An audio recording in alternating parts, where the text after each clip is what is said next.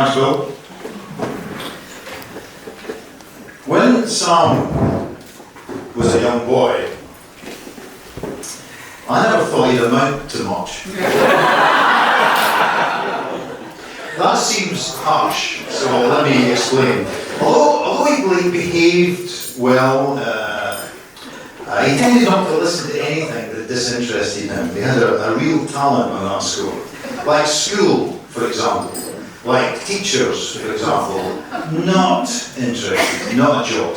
I mean, it's not that he wasn't interested in anything. There were some things he was interested in. For example, how to acquire massive quantities of Mountain Dew, either legally or illegally. He didn't care.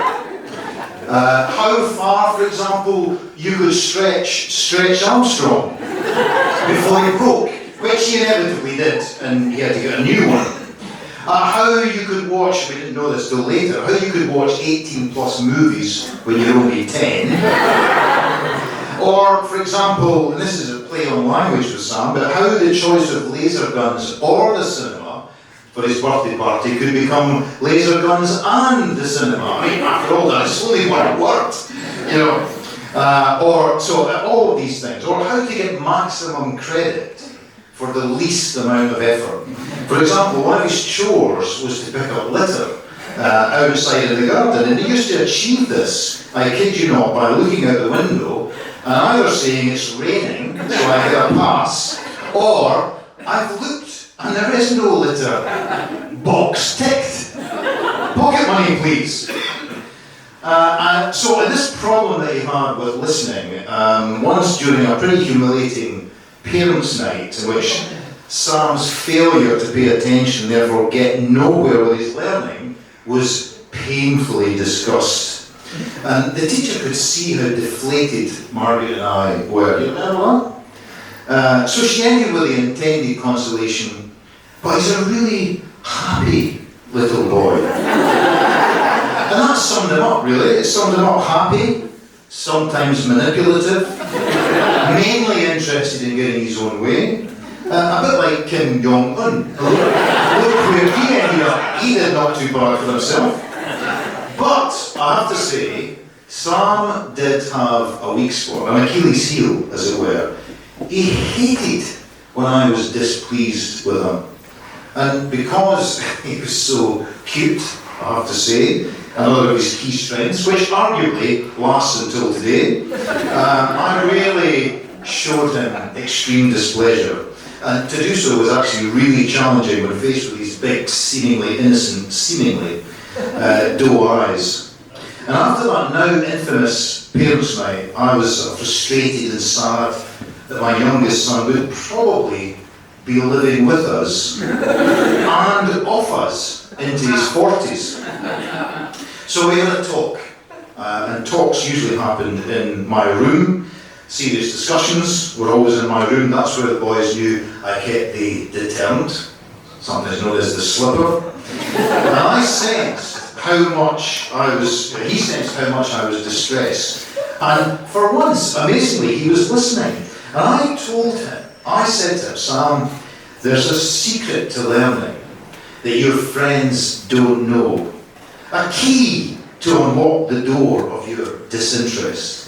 And this seemed to pique his interest because he liked to beat all of his friends. And I told him to imagine that when his teacher spoke facts, he had to visualize those facts, open his mind and get as many of these facts into his brain as he possibly could. And then afterwards, do a recce of all the items that he'd captured. I explained that learning was just about catching stuff and squashing it into your brain. This is how simple you had to get. But it was quite easy.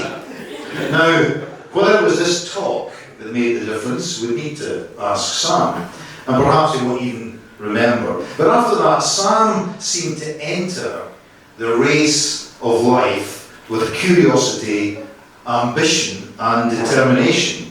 In fact, quite frankly, he took flight. All of a sudden, he passed all his standard grades, hires. He went to Henley College and he got A-levels. He went on to Stirling University for a business and economics degree, and then he studied for years more to to attain the chartered level of financial planning. We were thinking, who is this guy?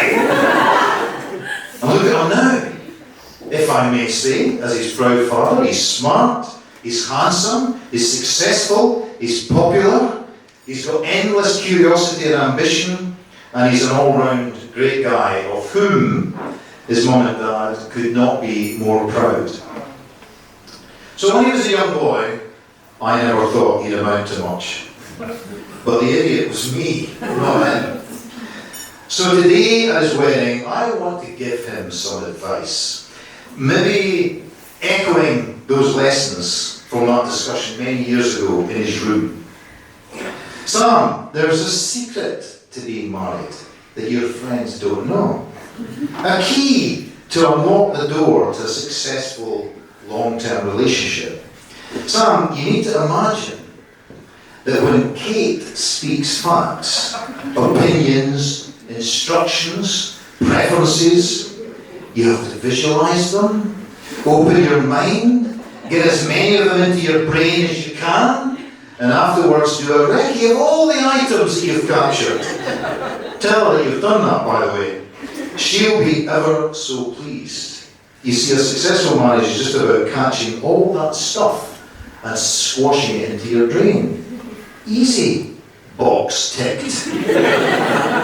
And finally to Kate, thank you for ensuring he won't be living with us into his 40s. We've grown to love you as a daughter, and we couldn't be happier that you've become the one for him. So in closing, I'd like to read a short poem, which I'm not ashamed to say I wrote for my wife. It's obviously not as good as her poetry, as we've seen from today. But I wrote it for her on Valentine's Day this year, and I hope it could just as well be spoken in each of the hearts of this wonderful couple today. And it's called Wishes. Whatever is hateful, let its object be me, not you. Whatever is cruel, let its harm against me accrue. Whatever is sad, let it encompass me as a glove and leave you unburdened. That's the measure of my love. Whatever brings pain, let all its power against me be expended. Whatever brings nightmares, let me dream them, so that yours are ended. Whatever brings anxiety, when push really comes to shove, in that moment let me take your worries. That's the measure of my love. And then whatever is good, let it all come abundantly and unending to you. Whatever is peaceful, let it hold you close your whole life through. Whatever is nourishing, let it feed you as seeds in winter to a dove. Let me give you the happiest days of your life, and let these wishes be the measure of my love. And so I just want to give a toast to the bride and groom. To the bride and groom. Thank you very much.